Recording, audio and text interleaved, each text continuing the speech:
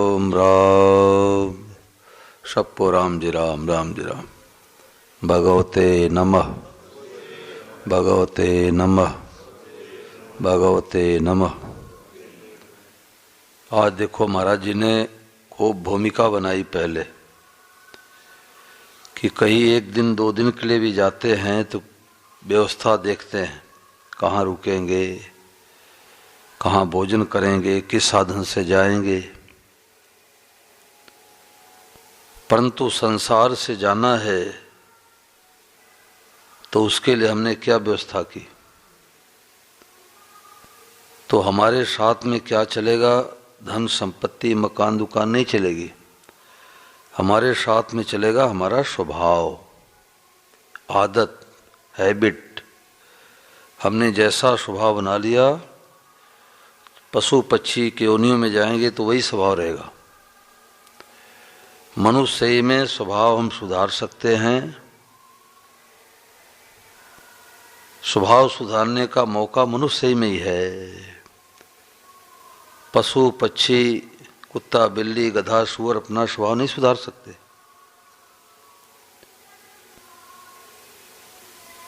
तो हम अपने स्वभाव को चाहे सुधार ले चाहे स्वभाव को बिगाड़ ले, स्वतंत्र है। स्वामी महाराज जी से स्टेशन मास्टर बोले कि महाराज जी मैं अपने ऑफिस में बैठा था, एक सज्जन आकर के हमारे सामने वाले कुर्सी बैठ गए। तो जब तक उनका परिचय नहीं मिला था तब तक तो कोई फर्क नहीं पड़ा, और जैसे किसी ने आकर के उनका परिचय हमारे कान में बताया तो हमारा कुर्ता पसीने से भीग गया कुर्ता पसीने से भीग गया। तो महाराज ने कहा क्या परिचय बताया? तो उन्होंने कहा कि कोई सज्जन आके बोले कि जो आपके सामने वाले कुर्सी बैठे हैं ये मंगलदास नाम के डाकू है। अब डाकू है, कौन सी वस्तु उठा ले जावे, कौन सी वस्तु जला देवे, किसको मार देवे, कुछ पता नहीं। तो महाराज जी ने कहा कि डकैत है वो भी मनुष्य है, साधु महात्मा वो भी मनुष्य है। तो दोनों में फर्क क्या है? एक का स्वभाव बिगड़ा, एक का स्वभाव सुधरा है। तो जिनका स्वभाव सुधरा हुआ होता है उनको घर वाले भी चाहते, बाहर वाले भी चाहते हैं, और जिनका स्वभाव बिगड़ा हुआ होता है तो उनको घर वाले ही नहीं चाहते, बाहर वाले कैसे चाहेंगे? तो थोड़ी थोड़ी बातों पर हम लोग झूठ बोल देते हैं। अब भोजन करते हैं, मित्र का फोन आ गया, बोले आप चल दिए, बोले मैं तो रास्ते में आ गया और भोजन कर रहे हैं। अगर सही सही बताओ कि लगभग 10-15 मिनट में मैं निकलने वाला हूं तो कोई फांसी हो जाएगी। अब बच्चा सो रहा है, 7 बज रहे हैं, और माताएं कहते उड़ जा छोरा, 12 बज गया, अभी तक सो रहा है। 12 कहाँ बजा भाई? अभी पता नहीं लगता मास्टर साहब। और छोटी छोटी बातें हम झूठ बोल देते हैं। हम पूछते हैं कि अमुक गांव में जाना है सत्संग कराने, बोले कितना समय लगा? बोले 5 मिनट। 5 मिनट तो गेट से बाहर निकलने में लग जाएगा। तो संसार वालों का 20 मिनट अपना, उनका 5 मिनट अपना 20 मिनट, आधा घंटा मान लो। 1 घंटे का रास्ता तो करीब 10 मिनट का समय, 10 मिनट लगता है, 10 मिनट। मतलब छोटी छोटी बातों पर हम लोग झूठ बोलते हैं। अब सब्जी बेचने वाला आया, उससे पूछ लिया आलू कितने रुपए किलो है? बोले 20 रुपए किलो। बोले 2 किलो दे दे। अब 2 किलो ले करके 2-4 मिर्ची, 2-4 कुछ धनिया जो है रख लेते हैं आलू पर। तो ये बेईमान आदमी का लक्षण है। या तो पहले रेट मत पूछो, और 2 किलो आलू ले लो, मिर्ची धनिया ले लो कुछ, और बोलो भैया कितने पैसे दे? बोले 40 रुपये। तो दोष नहीं लेगा। परंतु आपने रेट पूछ लिया तो 1 रुपये की मिर्ची या धनिया पर आपका अधिकार कैसे हुआ? तो थोड़ी थोड़ी बातों पर ईमानदार आदमी है तो सोचता है 5,000 रुपये देना है किसी का तो सोने के पहले दो, क्या पता रात में भूकंप आ गया तो आ ही सकता है, आता है। तो कर्जा लेकर के मरेंगे तो फिर जन्म लेना पड़ेगा। और बेईमान आदमी है तो कहेगा कि रात्रि में रुपया नहीं देना चाहिए, नहीं तो लक्ष्मी माता चली जाएगी। ये बेईमान आदमी का लक्षण है कि रात में रुपया मत दो, नहीं तो लक्ष्मी माता चली जाएगी। छोटी छोटी बातों पर, अब मैं विद्यालयों में जाता हूँ, पढ़े लिखे लेक्चरर आदि आदि, और वो पन्ना पलट रहे थूक लगा के, वो पेट भरने वाली विद्या उनको सिखाई गई है, व्यवहारिक बातों में जीरो है। अब पन्ना थूक लगा के पन्ना पलट रहे हैं। अब थूक लगा के पन्ना पलटते हैं, थूक लगा के रुपया गिनते हैं, तो वहाँ जूठा हुआ कि नहीं हुआ? जिस वस्तु को आप छुएंगे जूठा हुआ कि नहीं हुआ? या तो पानी लगा करके पन्ना पलटो या ऐसे पन्ना पलटो। अब बस में जा रहे हैं, भूख लग गई तो केले को काट काट के खाएंगे, छिलका बाहर फेंक दिया, रुमाल निकाल के हाथ पोंछ लेंगे। हाथ साफ हुआ क्या? हाथ साफ नहीं हुआ। सत्संगी है तो केले को छिलका हटा हटा के टुकड़े करके ऊपर से पाएगा, तो हाथ साफ रहा। भोजन करना है तो हम लोगों के साथ में कोई भोजन करने के लिए बैठते हैं तो पता लग जाता है इनको सत्संग मिला कि नहीं मिला। अब जिस आसन पर बैठे हैं उसी आसन पर थाली रख लिया तो जूठा हुआ कि नहीं हुआ? बैठने वाले आसन से कम 4-5 अंगुल 6 अंगुल दूर थाली रखना चाहिए। जो जूठन गिरे उसको पोछा लगा दो। जिस बिस्तर पर बैठते हैं, उठते हैं, सोते हैं, उस पर बैठ के भोजन नहीं करना चाहिए। कई लोग कुर्सी पर रख लिए, जांग पर थाली रख दी, उसी भोजन कर रहे हैं। आपका पेट जूठा हुआ कि नहीं हुआ? दाएं हाथ से भोजन करो, बाएं हाथ साफ रखो, ये भोजन करने का तरीका है। अब दोनों हाथ से बंदरों की तरह तोड़ तोड़ के खा रहे हैं। अब माँ ने हलवा खिचड़ी कड़ी रख दिया, उसी हाथ से निकाल रहे हैं। कोई साधु महात्मा आ गए, ब्राह्मण आ गए, कोई रिश्तेदार आ गए, तो वही जूठा भोजन को खिलाएंगे। तो शुद्धि अशुद्धि का ख्याल नहीं रखेंगे तो बुद्धि शुद्ध नहीं होगी। आज लोगों का मन भगवान में नहीं लगता। जो इसका मित्र बैठा था चला गया, नहीं लगता मन। तो क्यों नहीं लगता? क्योंकि खान पान गंदा हो गया। अब आजकल जो बफे सिस्टम फैला है ना, बहुत घटिया चीज़ है, बहुत घटिया। पहले ज़माने में लोग आसन लगा देते, टाट बिछा देते, पत्तल रख देते, थाली रख देते, लोग भोजन प्रसाद पाते थे। और आज तो जूता पहने पहने, जूता पहने पहने एक हाथ में थाली ले लिए, पत्तल ले लिए, दूसरे हाथ से भोजन कर रहे हैं और उसी हाथ से उठा रहे हैं, खा रहे हैं। सब जूठा हो गया है। हाँ हाँ हाँ, अब वो परोसकारी करने वाले वर्दी पहन लेते हैं फौजियों की तरह। अब हाथ धोया कि नहीं धोया, नाक साफ किया, हाथ धोया कि नहीं धोया, सुरती खाते हैं, हाथ धोया कि नहीं धोया, बीड़ी पीते हैं, हाथ धोया कि नहीं धोया, शौचालय से आए, हाथ धोया कि नहीं धोया, नहाया कि नहीं नहाया, किस जाति के है कुछ पता नहीं। तो जो भगवान के मार्ग पर चलने वाले साधक हैं उन लोगों को ऐसे जगह पर कदापि भोजन नहीं करना चाहिए। अब प्रश्न उठता है भोजन नहीं करे तो नाराज हो जाएंगे, तो एक दाना ऐसे उठा के पालो। बोले भोजन कर लिया? बोले कर लिया। कर लिया ना। अब ये थोड़े पूछें कि थोड़ा किया कि ज़्यादा किया, थोड़ा सा उठा के पालो, पा लिया, बस घर पर आके भोजन करो। तो आज लोगों की बुद्धि शुद्ध हो रही है। अब जर्सी विदेशी गाय का दूध पीते हैं, वो गाय की संज्ञा भी नहीं आती, वो तो दूध देने वाली जानवर है। उसका दूध पीने से चिड़चिड़ा स्वभाव बनेगा, बीमारी फैलेगी। विदेश में तो निशासित कर रहे हैं, अपने देश वाले पाल रहे हैं। अब भोजन कर रहे हैं, आधा गिलास पानी पी लिए और जो आधा गिलास पानी बचा उसी से हाथ धो लिए। साफ हुआ क्या हाथ? स्वामी महाराज ने कहा कि राजा नल के पीछे कलयुग पड़ा। राजा नल के पीछे कलयुग पड़ा कि इनके ऊपर कैसे सवार हुए। तो एक दिन क्या हुआ कि वो लक्षुंका करके आए, हाथ धो लिए, कुल्ला कर लिए और पैर नहीं धोया, तो कलयुग सवार हो गया। ये महाराज जी के स्टिकर बनाई है। तो शुद्धि अशुद्धि का ख्याल रखने की बहुत जरूरत है। माताओं बहनों के शुद्धि काल के समय न तो रसोई में प्रवेश करना चाहिए और न तो ठाकुर जी की सेवा उस समय करनी चाहिए, दूसरे से करवाना चाहिए। मैं दिल्ली में ये बात कहा तो एक माता जी 3-4 पेज में प्रश्न लिख करके भेजी, 3-4 पेज में। ये तो पुराने ज़माने की बात है, अब कोई घर में अकेले माता जी हैं तो कैसे संभव है?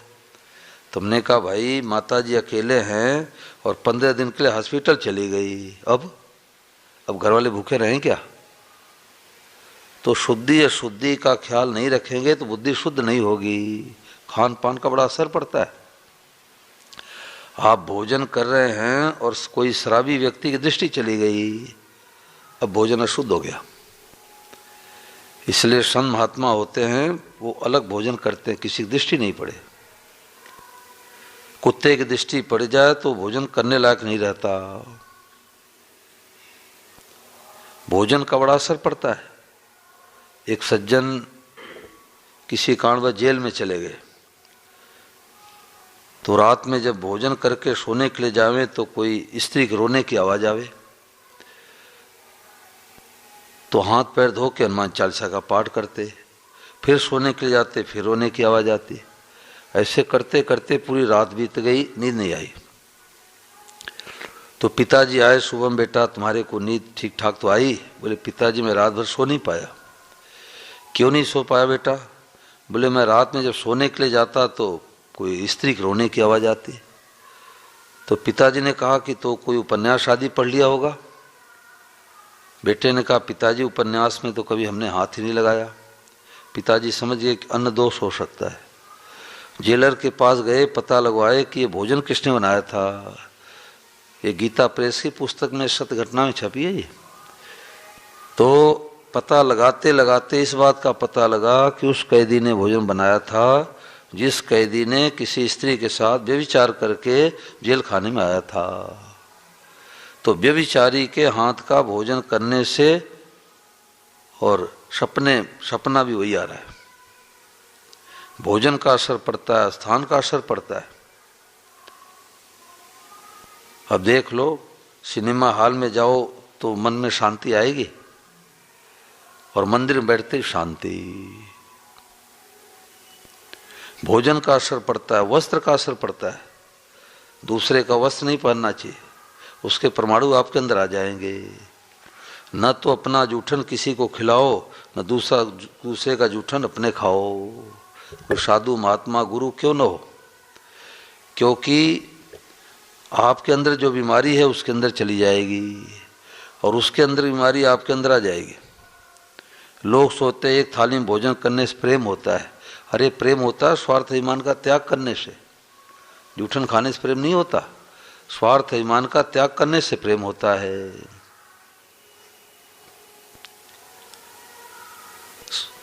तो अब नाक में अंगुली घुमा रहे हैं, अब उसी हाथ से जो है हाथ भी मिलाते हैं। ये अपनी परंपरा नहीं है।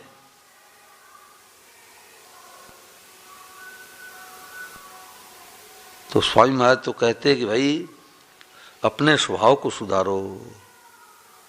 दुर्योधन से कहा गया कि जाओ तुम एक अच्छे व्यक्ति ढूंढ करके लाओ, तो दिन भर घूमता रहा, उसको एक भी अच्छा व्यक्ति नहीं मिला, क्योंकि उसके अंदर बुराई थी। और युधिष्ठिर जी से कहा गया कि आप जाओ कोई बुरा व्यक्ति ढूंढ के लाओ, तो दिन भर घूमते रहे, देखा कि अरे तो बकरे कसाई काट रहा है, मुर्गे काट रहा है, ये बुरा है। थोड़ी देर वहाँ ठहरे, तब तक एक कुत्ता आया और कसाई ने मांस का टुकड़ा फेंक दिया अरे बोले ये तो सर्वथा बुरा ये भी नहीं है। तो दिन भर घूमते घूमते आ गए, उनको एक भी बुरा व्यक्ति नहीं दिखा। क्यों? उनके अंदर बुराई थी नहीं। तो जो लोग कहते हैं कि आजकल भलाई का जमाना नहीं है, आजकल बुरे बुरे ही ज्यादा हैं, तो समझ लेना चाहिए कि उनका अंतःकरण मैला है। कई लोग कहते हैं कि भगवान की भक्ति दिखावा क्यों करो, भीतर से करो, अपने हृदय को शुद्ध रखो। जब मन चंगा कठौती में गंगा। तो ये तो भक्त रैदास जैसे महापुरुष की बातें हैं, परंतु आम आदमी कहता है तो उसका हृदय शुद्ध नहीं है। ये कसौटी है, उसका हृदय शुद्ध नहीं है। तो स्वभाव सुधर जाए तो पशु पक्षियों पर असर पड़ता है, पशु पक्षियों पर। दिल्ली में कथा हुई तो एक परिवार जो कथा कराए, दोनों पति पत्नी का ब्राह्मण और महाराज जी पुस्तकें पढ़ा करते हैं। तो वो बहन का क्या स्वभाव है कि कौवे को अपने हथेली पर ऐसे खिलाती है। ये मामूली बात है। कौवा जो होता है वो बहुत चतुर पक्षी होता है, वो इधर उधर देखता रहता है, थोड़ा इशारा करते ही भाग जाता है। तो उसकी वीडियो भी बनाया और बोली कि दिन में एक बार दो बार आता है और आवाज़ निकालेगा, अब उसको ऐसे हाथ पर करेंगे, हाथ पर खाएगा। तो मैंने कहा क्या खाता है? बोले रोटी नहीं खाता, इसके लिए स्पेशल नमकीन। अब दिल्ली का कुत्ता है, कोई इधर उधर का थोड़े है, स्पेशल नमकीन उसके लिए आता है। और कभी नहीं आता तो डांट लगाती, तू कल क्यों नहीं आया? तो दूसरे दिन आएगा तो 2 बार 3 बार आ जाएगा। देखो, मतलब सोच नहीं सकते कि ऐसे ऐसे लोग हैं। तो क्या है स्वभाव? स्वामी महाराज ने कहा कि मथुरादास संत हुए ऋषिकेश में, तो नंग धंग पड़े रहते जंगल में, भिक्षा लेने के लिए जाते, कुछ चिथड़े कपड़े अंग ढक लेते। तो एक बार किसी अंग्रेज ने एक सिंह को मार दिया। अंग्रेज ने सिंह को मार दिया तो अब सिंहनी दहाड़ लगाती, जंगल में जाना मुश्किल हो गया। तो मथुरादास जी लेटे हुए थे और सिंहनी दहाड़ लगाते आ रही थी। तो आवाज़ से पता लग जाता है कि कोई हमारी तरफ ही आ रहा है। तो उन्होंने सोचा सिंहनी तो हमारे पास आ रही है, अब हमारी आयु पूरी हो जाएगी तो खा जाएगी, उसका भोजन हो जाएगा, और आयु पूरी नहीं होगी तो हमारे को मार नहीं सकती। वो लेटे रहे, भजन करते रहे। सिंहनी आई, उनके अंगों को सूंघा और ऐसे परिक्रमा करके बैठ गई, शांति मिल गई, यानी उसको शांति मिल गई। तो तन कर मन कर बचन कर देत न काहू दुख, और तुलसी पातक झड़त है देखत उनके मुख। जो तन से मन से वचन से किसी का हित नहीं करते, किसी का हित नहीं सोचते, उनके दर्शन करने शांति मिलती है। अब स्वामी जी महाराज 100 साल के हो गए, अब आवाज़ पूरी साफ आती नहीं थी, परंतु लोग कहते कि महाराज के पास बैठने से शांति मिलती है, बैठने मात्र से शांति मिलती है।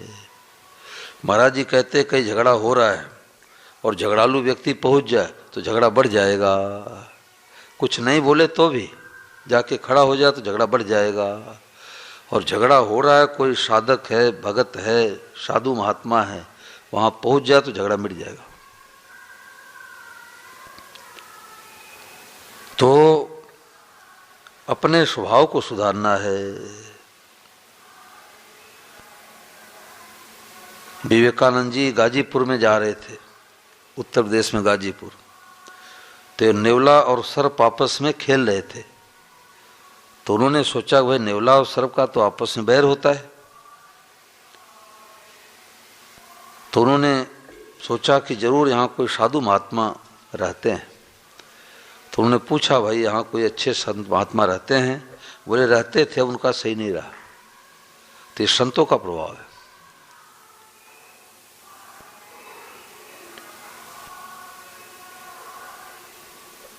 और किए हुए कर्मों का फल भुगतना पड़ता है। श्री जयदयाल जी गुंदका जी 2-4 लोग मिलके एक माहेश्वरी परिवार में गए। चुरू की घटना है। तो बेटा बीमार रहता था कई वर्षों से और अब तब लगा था कि अब जाने वाला है। ते लोग गए कि राम राम सुनाएंगे थोड़ा। तो लड़का अपने पिताजी से बोल रहा था, पिताजी रोने से क्या फ़ायदा। पिताजी रो रहे थे, हमारा जवान बेटा जा रहा है। तो उसने कहा कि पिताजी रोने से क्या फ़ायदा, कर्म करते समय आपको डर नहीं लगा, रोने से क्या फ़ायदा। तो ये जो गए थे गुंदका जी आदि, इन लोगों ने कहा बेटा तुम क्या कहना चाहते हो पिताजी को, पिताजी तुम्हारे रो रहे हैं। तो उसने कहा कि जन्म के पहले मैं बंगाली था। बेटा बोला इस जन्म पहले मैं बंगाली था और हमारे पिताजी राजस्थान से जा रहे थे बम्बई ट्रेन में और मैं भी ट्रेन में जा रहा था। आपस में बातचीत हुई, आप कहाँ जा रहे हो, बोले बम्बई। आप कहाँ जा रहे हो, बम्बई। तो पिताजी ने कहा कि व्यापार करना तो हमारे को आता है, मैं तो बनिया ठहरा, परंतु हमारे पास रुपया नहीं है। तो बेटे ने कहा मैं बंगाली था, हमारे पास 10,000 रुपये पड़े थे। हमने कहा सेठ जी रुपया तुम्हारे पास पड़े 10,000, लेकिन व्यापार मेरे को नहीं करने आता।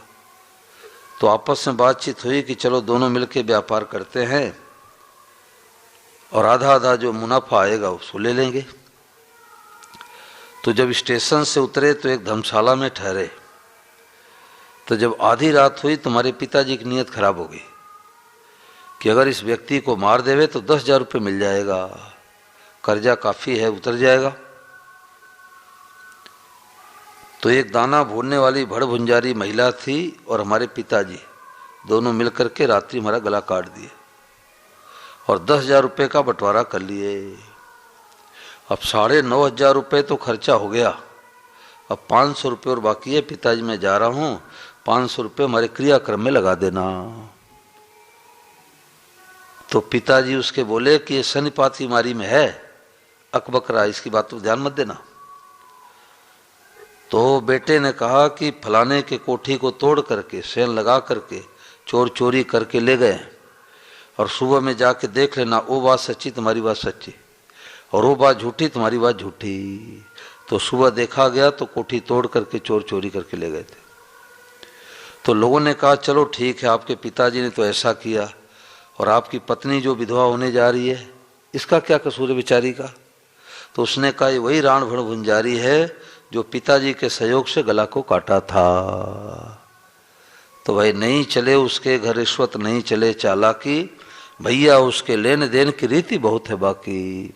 डरते रहो या जिंदगी बेकार न हो जाए, सपने में किसी जीव का अपकार न हो जाए। करो तो हित करो, अहित किसी का मत करो।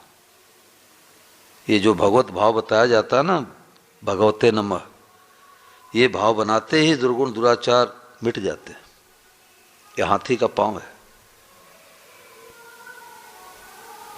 स्वामी शरणानंद जी महाराज प्रज्ञा चक्षु सूरदास संत थे और स्वामी महाराज बड़ी प्रशंसा करते थे। तो एक जज के साहब के घर पर रुके थे। तो जज साहब ने कहा चलो स्वामी जी आपको जेल में टहला लाऊं।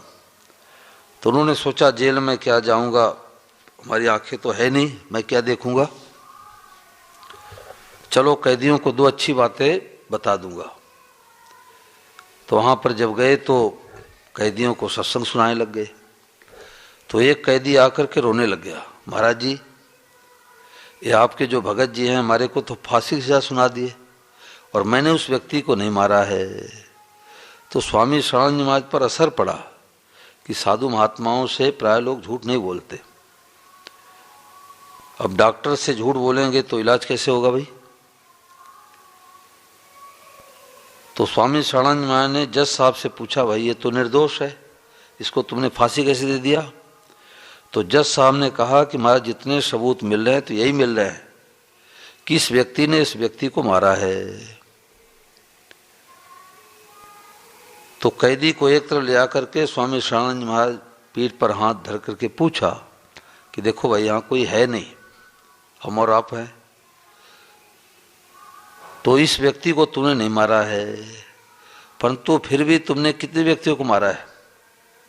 उसने कहा देखो महाराज, आप साधु महात्मा हो, आपसे झूठ नहीं बोलूंगा, इस व्यक्ति को तो मैं नहीं मारा हूं, वैसे अपने जीवन में 3 व्यक्तियों को मैं मारा हूं। तो स्वामी शिवानंद ने कहा भाई तुमने 1 को मारा, 2 को मारा, 3 को मारा, तुम्हारे पाप के घड़े भर गए, अब उसी का दंड तुम्हारे को मिल रहा है। कब के क्यों कर्मों का फल कब मिलता है, इसका लेखा जोखा भगवान के पास है।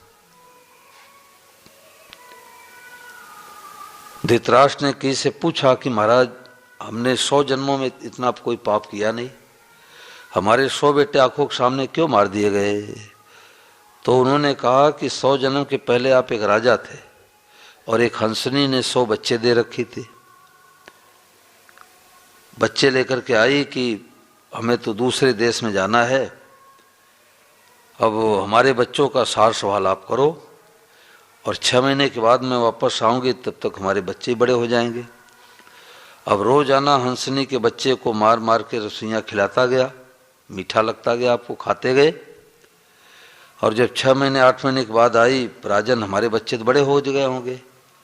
आपने कहा देखो जी हमारे से भूल हो गई, गलती हो गई, मैं तो आपके बच्चे को रोजाना रसोइयाँ खिलाता गया, मैं खाता गया। तो हंसनी ने आवेश में आकर के श्राप दी कि जैसे 100 बच्चे हमारे आपने मार करके खा गए, ऐसे 100 बच्चे आपके आंखों के सामने मारे जाएंगे। जो झूठ कपट बेईमानी करते उनको पता नहीं इस बात का कि इसका दंड मिलेगा। जितने मुर्गे बकरे काट रहे हैं उतने बार मुर्गा बकरा बनना पड़ेगा, परंतु उन बेचारों को पता नहीं कि वो सत्संग करते नहीं, तो अपना स्वभाव साथ में चलेगा। जोधपुर में एक राजपुरोहित जी थे, तो वो हॉस्पिटल में अच्छे पद पर थे, बड़े पद पर, तो गायों की सेवा करते, दीन दुखियों की सेवा करते, गरीबों की सेवा करते, संतों की सेवा करते, भ्रूण हत्या निषेध पर बहुत काम किए, महाराज जी के साधक थे। तो जब उनको पता लगा कि स्वामी महाराज जी का सही पूरा हुआ, उसी दिन उन्होंने पैंट शर्ट निकाल के रख दिया और साधु बन गए उसी दिन। तो उनका स्वभाव था, और लास्ट में उनको लकवा लग गया। लकवा लग गया तो मैंने उनसे बात किया, तो बात उनकी लड़खड़ा रही थी, पूरी साफ नहीं आ रही थी, परंतु कह क्या रहे थे, कोई सेवा बताओ। मैंने सोचा सेवा तो इनकी हमको करनी चाहिए, और ये कह रहे महाराज सेवा बताओ। तो ये स्वभाव कैसे बना कि सेवा करने का स्वभाव बना लिए। अब सेवा करने का स्वभाव बना लिए तो बीमारी अवस्था में भी कह रहे हैं कि सेवा बताओ। भले सेवा नहीं कर सके, परंतु भीतर में भाव तो है, भीतर में भाव है। तो महाराज जी ने आज कहा कि भाई अपने स्वभाव को बढ़िया से बढ़िया बना के जाओ। अपने साथ में क्या चलेगा, स्वभाव।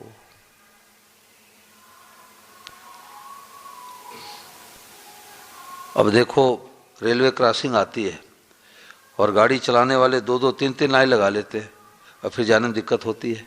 और एक लाइन में खड़े हो जा, 2 लाइन में खड़े हो जा तो आराम से गाड़ियां निकल जाएगी। 2 लाइन में क्यों, 1 लाइन में खड़े हो जाओ। स्वभाव, तो स्वभाव असली पूंजी है, और सत्संग से स्वभाव ही सुधरता है। सठ सुधरे सत्संगत पाई, पारस परस कुधात सुहाई। तो दुष्ट से दुष्ट व्यक्तियों का स्वभाव सुधरता है सत्संग से, इसलिए सत्संग की आवश्यकता है। बोलो गिरधर गोपाल की।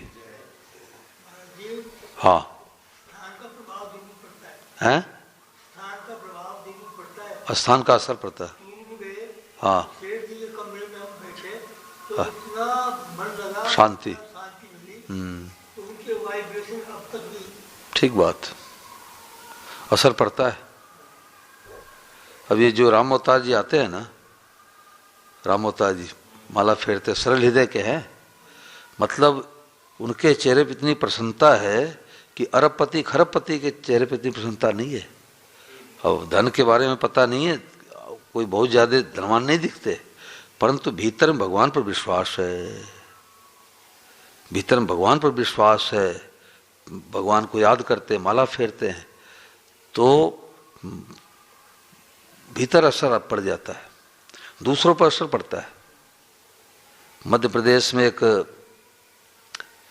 माई आई तो राम जी को उसने बेटा बना लिया, तो बड़ी प्रसन्नता, वो कहती कि महाराज राघव करेगा कोई काम, बोले राघव करेगा।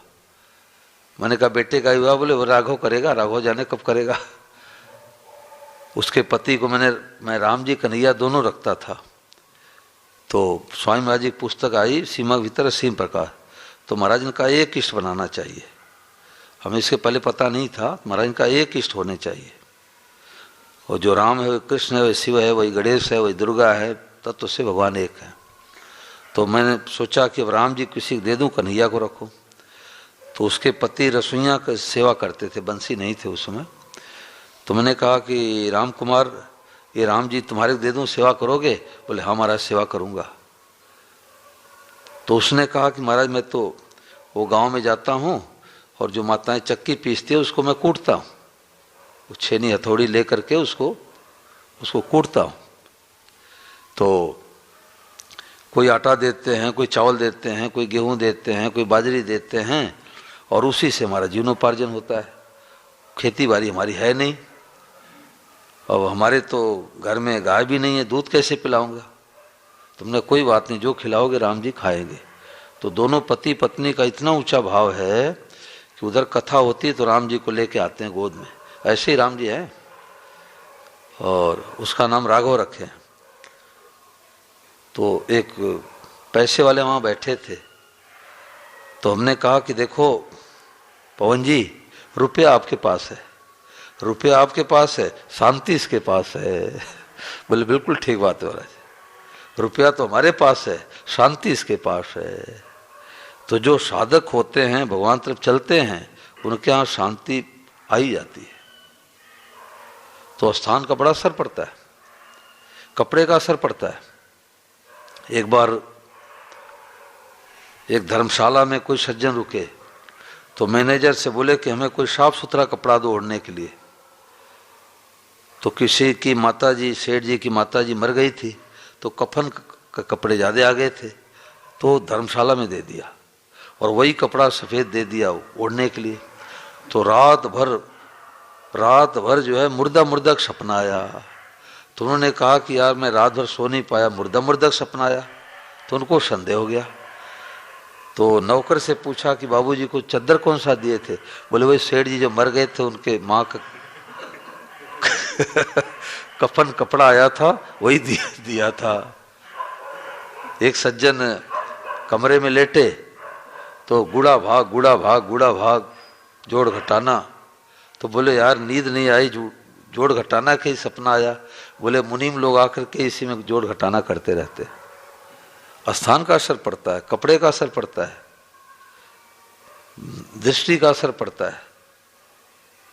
कई चीजें ऐसी हैं जो चाहते हुए ज्ञान होते हैं, वो भी मतलब मजबूरी में करना पड़ जाता है। जैसे मान लो अभी विवाह शादी प्रेम भाव इतना बढ़ गया। हाँ, पहले मतलब 150 आदमियों का खाना होता था, हाँ, आज 1000 आदमियों का खाना होता है। तो उसमें मतलब बैठा के हाँ, व्यवस्था करना, ये सब बहानेबाजी है, सब बहानेबाजी है।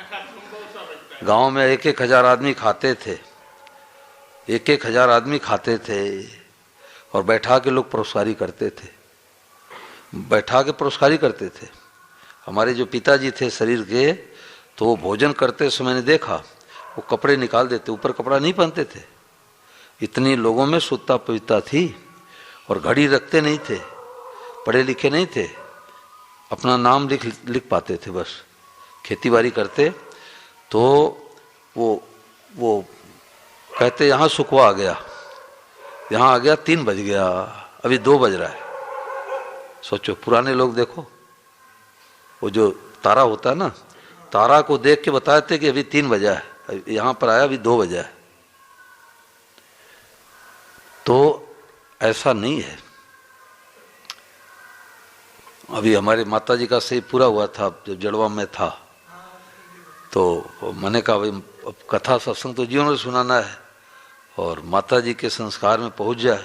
तो देखो कैसी कृपा हुई कि जैसी कथा पूरी हुई, लगभग 95 साल की माता जी थी और स्वामी महाराज का खूब सत्संग की थी, ऋषिकेश में, अलवर में, सीकर में, खूब महाराज जी के साथ में रखता था। तो अब जैसे कथा पूरी हुई और मैं आया, संध्या किया, भोजन बैठा, आधा भोजन कर रहा था, तब तक फोन आ गया कोई परिचित का कि माता जी तो चली गई। अब देखो भोजन ही माता जी करवा दी, अब आधा जूठन कैसे छोड़ूं, भोजन कर लिया। तो गाड़ी लिया और पूरा मतलब रात भर चला। अच्छा कोहरा भी नहीं था और नवंबर में कोहरा खूब पड़ता है और 10 बजे 10:15 तक लगवा पहुंच गए और गोपाल ने कंधा लगाया, माता जी कंधा गोपाल ने लगाया और कीर्तन करते हुए खूब हुआ।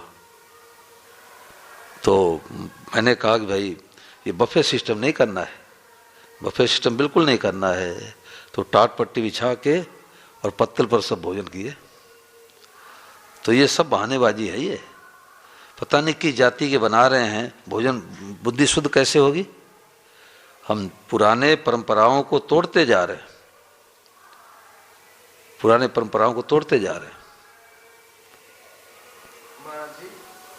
बड़ी जाति का लक्षण है बड़ी जाति के लक्षण क्या है? क्या करें? बड़ी जाति के लक्षण क्या है? देखो जाति का असर पड़ता है। जो जाति पाति नहीं मानते ना, वो शास्त्र की बातों को समझते ही नहीं।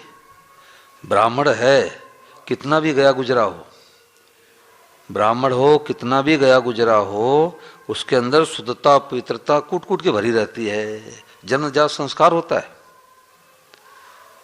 और शूद्र है तो शुद्धता का असर नहीं, पवित्रता का उसके असर नहीं होता।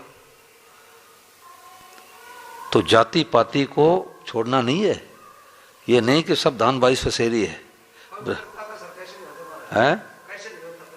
मतलब जन्म से जाति मानी जाती है, कर्म से उसकी रक्षा होती है। जन्म से जाति मानी जाती है, कर्म से उसकी रक्षा होती है। ब्राह्मण से कितना भी व्यभिचार करे कोई दिक्कत नहीं, ऐसा नहीं है, ऐसा नहीं है। परंतु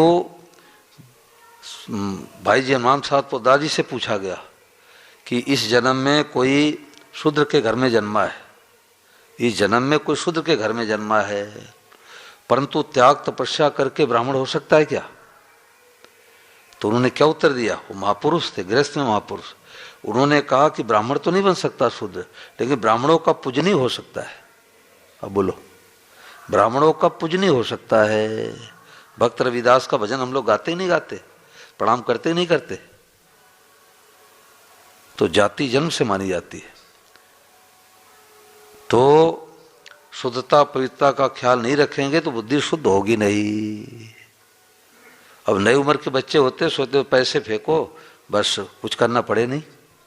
पहले लोग परोसकारी करते थे, खिलाते थे। हैं? नहीं, जाति से तो ब्राह्मण रहेगा। पुलिस है बहुत ही भ्रष्ट है तो पुलिस नहीं कहा जाएगा क्या?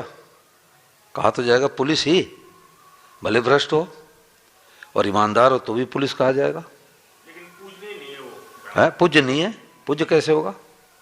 पूज्य कैसे होगा? घटिया काम करता उसको दंड मिलेगा, ब्राह्मण को ज्यादा दंड मिलेगा क्योंकि वो चारों वर्णों का गुरु माना जाता है, उसको ज्यादा दंड मिलेगा। ब्राह्मणों के अभिमान करता उसका उद्धार नहीं होगा, और निम्न जाति का है उसके अंदर ईमान नहीं है, उसका उद्धार कल्याण होगा। तो जाति से नहीं चिढ़ना चाहिए। तो ये ब्राह्मण क्षत्रिय वैश्य शूद्र जो बना है ये बिल्कुल अपने जगह सटीक बना है, और आज लोग हटाते जा रहे हैं। बोलो, इसमें प्रश्न मत बोलो कि ब्राह्मण तो नहीं बन सकता, ब्राह्मणों का पूजनीय हो सकता है। कौन? शूद्र। ठीक है ना? अलग स्वभाव होता है। एक कुत्ता है, उसे शांत होता है, भोग करके किसी को काटता है। हाँ हाँ, पशु पक्षियों में भी जातियां होती है। वृक्षों में जातियां होती है, वृक्षों में जातियां होती है। तो ये जो वर्ण व्यवस्था है शास्त्रों में भी बातें आई है, ऐसे कपोल कल्पित नहीं है। जो शास्त्र की बातों को नहीं जानते सोचते सब धान 22 पसेरी। ब्राह्मण है क्षत्रिय विवाह करे या वैष्णव विवाह करे या शूद्र विवाह करे तो वर्ण संकर पैदा होंगे, वर्ण संकर पैदा होंगे। इसलिए विवाह शादी अपने जाति पाति में करना चाहिए। भगवान के तरफ चलने में सब एक समान है। वहाँ ब्राह्मण क्षत्रिय वैश्य शूद्र का नहीं है, परंतु संसार में स्वे स्वे कर्मणे अविरत संसिद्धि लभते नर। अपने अपने कर्तव्य का पालन करो। आज यही तो दशा हो रही है। ये पढ़े लिखे लड़के सब मानते नहीं कि सब भगवान के संतान हैं, सब सृष्टि बनी है, किसी में जाति में विवाह करो, कुछ भी करो, और 2 महीने नहीं बीतते बीतते तलाक ही तलाक हो जाता है। एक दूसरे सुसाइड कर लेते हैं। तो मनमानी करने से, शास्त्र की अवहेलना करने से उसका पतन होता है, उसका पतन होता है। ये बात है। बोलो गिरधर गोपाल की। अब यही 5 परिक्रमा कर लेते हैं।